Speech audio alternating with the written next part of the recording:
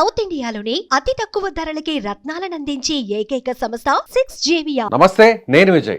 గత 5 ఏళ్ల పాటు ఆంధ్రప్రదేశ్ అభివృద్ధి పూర్తి స్థాయిలో కుంటిపడిపోయింది. ఎక్కడా కూడా అభివృద్ధి అన్నటువంటి మాటే వినిపించలేదు. అయితే ఇప్పుడు తాజాగా అధికారంలో వచ్చినటువంటి కూటమి ప్రభుత్వం ఈ 9 నెలల పాలనలో పూర్తి స్థాయిలో అభివృద్ధి వైపు తీసుకెళ్లేటువంటి ప్రయత్నం చేస్తుంది. ముఖ్యంగా చంద్రబాబు నాయుడు సీఎం, అలాగే డిప్యూటీ సీఎంగా ఉన్నటువంటి పవన్ కళ్యాణ్, ఈ ఇద్దరు కూడా ప్రభుత్వాన్ని సరైనటువంటి దిశలో పరిపాలిస్తున్నారు. అలాగే అభివృద్ధి విషయంలో ముఖ్యంగా అమరావతి రాజధాని నిర్మాణం కావచ్చు, పోలవరానికి సంబంధించినటువంటి నిర్మాణం కావచ్చు, అలాగే రోడ్లు, ప్రభుత్వ ఉద్యోగులకు సంబంధించినటువంటి జీతాలు, ఇచ్చినటువంటి హామీలన్నింటినీ కూడా నెరవేర్చేటువంటి పనిలో ఉన్నారు. సో వీటి గురించి చూద్దాం. ఇప్పుడు అభివృద్ధి వైపు ఏపీ ఏ విధంగా ముందుకు దూసుకువెళ్తుంది, దీని గురించి విశ్లేషణ చేద్దాం. మనతో పాటు పొలిటికల్ అనలిస్ట్ చందు శ్రీనివాస్ గారు. సార్ నమస్తే. నమస్కారం విజయ్ గారు. సో గత 5 ఏళ్లలో ఓన్లీ డీబీటీ అంటే డైరెక్ట్గా బటన్ నొక్కడం, అమౌంట్ ట్రాన్స్ఫర్ చేయడం, ఈ సంక్షేమం తప్ప అభివృద్ధి అనేటువంటి మాటే మనం ఎక్కడ కూడా వినలేదు. అయితే ఇప్పుడు కూటమి ప్రభుత్వం అధికారంలోకి వచ్చేసరికి పూర్తి స్థాయిలో సంక్షోభంలో ఉంది. ఎక్కడ కూడా ఖజానాలో చిల్లి గవ్వ కూడా లేనటువంటి పరిస్థితి. అయితే ఇప్పుడు కేంద్రం నుంచి నిధులు తీసుకొస్తున్నారు. అభివృద్ధి వైపు మళ్ళీ తిరిగి ఏపీ పరుగులు పెడుతుందా? సో ఇప్పుడిప్పుడే గాడిలో పడుతుందా, లేదంటే రాబోయేటువంటి 5 సంవత్సరాల్లో మనం అనుకున్నటువంటి మార్పు వచ్చే అవకాశం ఉందా లేదా? డెఫినెట్గా అండి. అంటే గత 5 సంవత్సరాలు మీరు అన్నట్టు అస్తవ్యస్తమైంది ఆర్థిక వ్యవస్థ. 2.5 లక్షల కోట్ల నుంచి 10 లక్షల కోట్లు అప్పుకెళ్ళిపోయింది. ప్రతి మనిషి మీద తలకాయ మీద అప్పు ఉండే పరిస్థితిలో ఉంది. రాజధాని ఎక్కడో చెప్పుకోలేని పరిస్థితి. ఏ వ్యవస్థలు పనిచేయాల, అది అందరికీ తెలిసిన అంశమే. చివరికి తన భూమి కూడా తనది కాదు అనే పరిస్థితిలో ప్రజల్లో వెళ్ళినప్పుడు 151 సీట్ల నుంచి 11 సీట్లకి గత ప్రభుత్వాన్ని పరిమితం చేశారు. ఇకపోతే మీరు అన్నట్టు అభివృద్ధిలో అగ్రభాగాన ఆంధ్రప్రదేశ్ దిశగా వెళ్తుందా లేదా? 29 రాష్ట్రాలు 23 ప్లేస్లో ఉంది గ్రామీణ అభివృద్ధిలో. ఇప్పుడు 3వ ప్లేస్కి వచ్చింది. అస్తవ్యస్తమైన రోడ్లు, తర్వాత మైనింగ్, అడవుల్ని ఇది చేయటం, రెడ్ శాండిల్, అదే ఎర్రచందనం, ఒకటి కాదు లిక్కర్ స్కాము, అన్ని స్కాములు కలిసి ఈ కూటమిని మీరు అన్నట్టు బటన్ నొక్కారు. ఇచ్చాము 2.5 లక్షల కోట్లు అన్నారు తప్పితే సంక్షేమం మాటను అభివృద్ధిని మర్చారు. సంక్షేమం అభివృద్ధి 2 కళ్ళుగా చంద్రబాబు నాయుడు గారు, పవన్ కళ్యాణ్ గారు చేస్తున్నారు కాబట్టి అభివృద్ధిలో అగ్రగామిగా వెళ్తుంది. 1వ తారీఖే మనం పెంచిన పెన్షన్లు ఎప్పుడైనా చూసామా? వాలంటీర్ వ్యవస్థ లేనిదే అసలు వ్యవస్థ నడవు అన్నారు.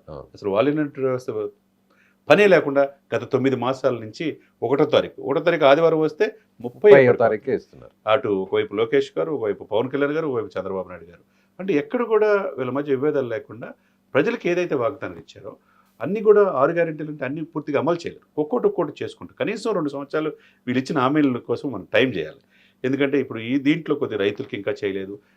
వీళ్ళకి కూడా దీపం మనం స్టార్ట్ చేశారనుకోండి, ఉచితంగా సిలిండర్ ఇచ్చేసారు. ఉచిత బస్సులు అనేది ఇంకా ఉగాది నుంచి అంటున్నారు. 1-2 చేయలేకపోవచ్చు. అది కొద్ది టైం ఇవ్వాలి మనం. ఎందుకంటే అస్తవ్యస్తమైన ఆర్థిక వ్యవస్థను గాడిలో పెట్టాలంటే టైం కావాలి. అనుభవం చంద్రబాబు నాయుడు గారికి, అదేవిధంగా పోరాట పటిమ సెంట్రల్తో ఈ సంబంధాలు ఉన్న పవన్ కళ్యాణ్ గారు కలిసి రాబోయే 15 సంవత్సరాలు ఆంధ్రప్రదేశ్ ప్రభుత్వాన్ని అధికారులు మేమే ఉంటామన్న ఉద్దేశంతో ప్రధాన అధికార పక్షం, ప్రతిపక్షం మేమే అంటున్నారు. వైసీపీకి ప్రధాన ప్రతిపక్ష హోదా కూడా లేదని చెప్పేస్తున్నారు. అదే సిచ్యువేషన్స్ మీరు అన్నట్టు మీరు ఏదైతే ఏ ప్రభుత్వాలైనండి సంక్షేమం మాటున అభివృద్ధి కూడా ఉండాలి. సంక్షేమం ఇచ్చాం, బటన్ నొక్కాం, వీళ్ళు ఓట్లు వేస్తారనుకుంటే పొరపాటు. మనం చూసాం 5 సంవత్సరాలు ప్రభుత్వాన్ని మార్చేశారంటే ప్రజలు ఎంత తెలియగలలో మనం చూడాలి. అదే సమయంలో రోడ్లు స్థితిగతులు చూస్తే రోడ్ల వల్ల ప్రమాదాల్లో వందలాది మంది చనిపోయారు గత 5 సంవత్సరాలు. రోడ్ల గురించి అసలు పట్టించుకొని పాపలేదు.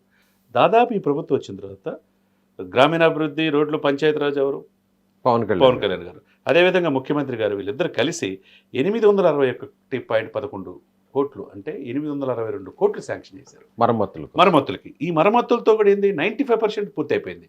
అంటే దాదాపు 20,058 కిలోమీటర్లు ఉంటే 19,080 కిలోమీటర్లకి అంటే 95% రోడ్లు బ్రహ్మాండంగా చేశారు. మనం కూడా చూసాం. మనం ఇటీవల పిఠాపురం, కాకినాడ ప్రాంతాలు పర్యటించినప్పుడు, అలాగే ఎన్నికలకు ముందు కూడా నేను స్వయంగా అక్కడ ఎన్నికల కవరేజ్ కోసం వెళ్ళాను.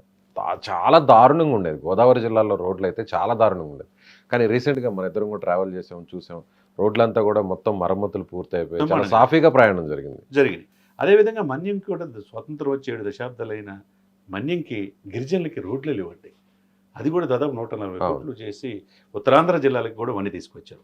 ఇవన్నీ కూడా చూసుకుంటూ ఉంటే ప్రభుత్వ ఉద్యోగులకి వాళ్ళకి కావాల్సిన ఏపీజీఎల్ బిల్లులు పెండింగ్ ఏదైతే ఉందో 1000 కోట్లు శాంక్షన్ చేశారు.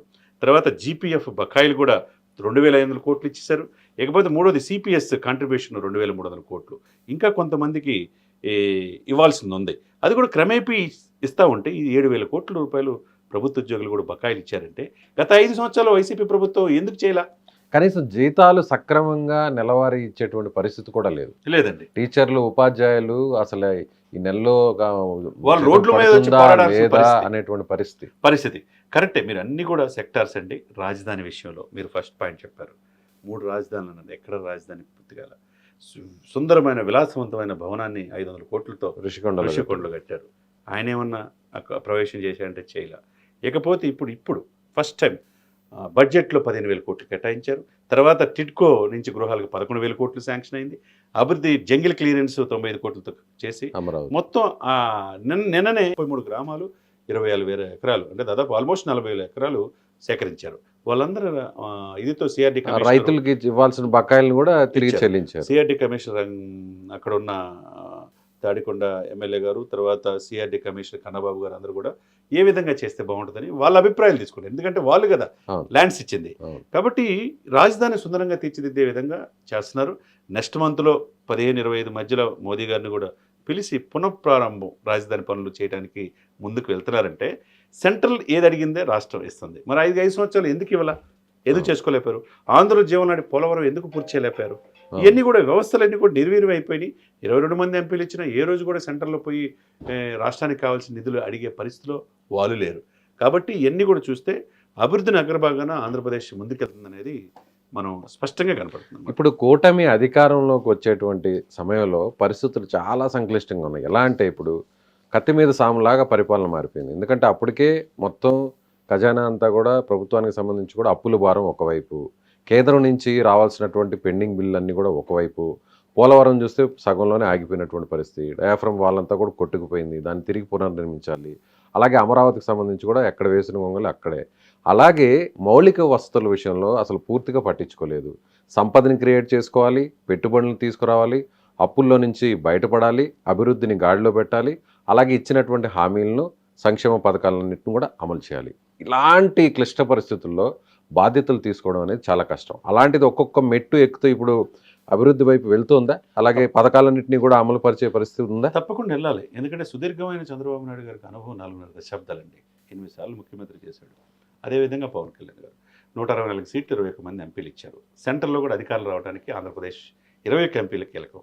అదే సమయంలో మీరు అన్నట్టు ఆర్డర్ ఆఫ్ ప్రయారిటీ ఎట్లా వస్తుంది, జీతాలు 1వ తారీఖు కల్లా ఎట్లా పెంచిన పెన్షన్లు ఇస్తున్నారు అనేది ఆశ్చర్యపోతున్నారు. ఎట్లా తీసుకొస్తున్నారు చంద్రబాబు నాయుడు గారిని. అదే సమయంలో 5వ తారీఖులోపు ఉద్యోగాలు జీతాలు వస్తున్నాయి. తర్వాత డిఎస్సి రిక్రూట్మెంట్స్ ఇస్తున్నారు. జాబ్ క్యాలెండర్ కూడా ప్రకటించారు. ఇంకోటి ఎంఎస్ఎంఈ ద్వారా వాళ్ళకి పరిశ్రమలు పెట్టడానికి ముందుకెళ్తున్నారు. ఇవన్నీ చూస్తూ ఉంటే మీరన్నట్టు అభివృద్ధి సంక్షేమం 2 కళ్ళుగా ఈ ప్రభుత్వం పనిచేస్తుంది. ఆ విధంగా ఆర్డర్ ఆఫ్ ప్రయారిటీ ఏది చేయాలో ముందుకెళ్తున్నట్టుగా స్పష్టంగా మనకు కనపడుతుంది. సో విశాఖలో కూడా పెట్టుబడులు వస్తున్నాయి, భారీ స్థాయిలో పరిశ్రమలు వస్తున్నాయి, గ్రీన్ ఎనర్జీ కావచ్చు, అలాగే పెట్రోకెమికల్ ఫ్యాక్టరీస్ కావచ్చు, ఇవన్నీ కూడా వస్తున్నాయి. అంటే ఒకవైపు పెట్టుబడులను ఆకర్షిస్తూ మరొక వైపు ఇచ్చినటువంటి హామీలను నెరవేర్చే పరిస్థితి ఉందంటారా? డెఫినెట్గా. ఇప్పుడు 8 లక్షల కోట్ల పెట్టుబడులు మేము ఇచ్చాము బీజేపీ అంటున్నారు. ఇప్పుడు 5 లక్షల కోట్ల అభివృద్ధి పనులు జరుగుతూ ఉన్నాయి. ఏది కావాలంటే ఏపీకి ఇస్తున్నారు. గ్రీన్ ఎనర్జీ, రెన్యూబుల్ ఎనర్జీ ఇవన్నీ కూడా అవకాశం కల్పిస్తున్నారు. మైక్రోసాఫ్ట్ బిల్ గేట్స్ గారు కూడా వచ్చి ఆయనతో కూడా మౌలిక సదుపాయాల విషయంలో కూడా చర్చలు జరిగినాయి. ఇవన్నీ కూడా చూస్తూ ఉంటే ఎప్పుడు లేని విధంగా అటు నాయుడుపేట నుంచి చూసుకున్నా, ఇక్కడ ఉత్తరాంధ్ర నుంచి చూసుకున్నా, ఇక్కడ కోస్తాలు చూసుకున్నా, నిన్నగాక మొన్న అశోక్ లైలాండ్ అక్కడ విజయవాడ జరిగింది. ఇవన్నీ చూసుకుంటాయంటే ఎప్పుడు లేని ఆశ ప్రజల్లో కలుగుతుంది. 3 ప్రాంతాలు రాయలసీమ వెనుకబాటుతనం గురైందనే భావన నుంచి బయటకు వస్తున్నారు. ఎందుకంటే ఎలక్ట్రికల్ వెహికల్స్ మనం చూసాం కియా కాడి నుంచి, ఇప్పుడు రెన్యూబుల్ ఎనర్జీ అక్కడ వచ్చేస్తుంది. ఇప్పుడు చిత్తూరు, నాయుడుపేట అడు మనం అభివృద్ధి పనులు మనం ఏ విధంగా చేస్తున్నా చూస్తున్నాం. ఇటువైపు ఉత్తరాంధ్ర నుంచి మీరు చెప్పినట్టుగా అక్కడ మొన్న హైడ్రోజన్ ప్రాజెక్ట్ తీసుకురావటం అనకాపల్లిలో ఇవన్నీ కూడా చూస్తూ ఉంటే ఒక అభివృద్ధిని మేము చేయగలమనే నమ్మకం ఈ ప్రభుత్వం కల్పిస్తుందనే మనం. Right sir. సో ఇది జరిగినటువంటి 10 నెలల కాలంలో కూటమి ప్రభుత్వం అభివృద్ధి వైపు మెల్లగా అడుగులు వేస్తుంది. ఇప్పటికే సంక్షోభంలో కూరుకుపోయినటువంటి పాలనా వ్యవస్థ అంతా కూడా గాడిన పట్టేటువంటి పరిస్థితుల్లో ముఖ్యమంత్రి చంద్రబాబు నాయుడు ఆయన విజనరీతో ముందుకు తీసుకువెళ్తున్నారు. సో ప్రజల్లో కూడా ఒక విశ్వాసం అయితే మాత్రం కూడగట్టుకోగలిగారు. ఖచ్చితంగా ప్రజలైతే మాత్రం ఈ కూటమి ద్వారా, ఈ కూటమి పరిపాలన ద్వారా రాబోయేటువంటి 4 సంవత్సరాల పాలనలో కూడా ఆంధ్రప్రదేశ్ మరింత అభివృద్ధి చెందుతున్నటువంటి విషయాన్ని నమ్ముతున్నారు అంటూ కూడా చందు శ్రీనివాస్ గారు చెప్తున్నారు. మరి మీరేమంటారు? ఖచ్చితంగా ఏపీ పరిపాలన ఎలా ఉంది, అభివృద్ధి వైపు దూసుకువెళ్తుందా? మీ అభిప్రాయం ఏంటో కామెంట్ చేయండి. Thank you so much.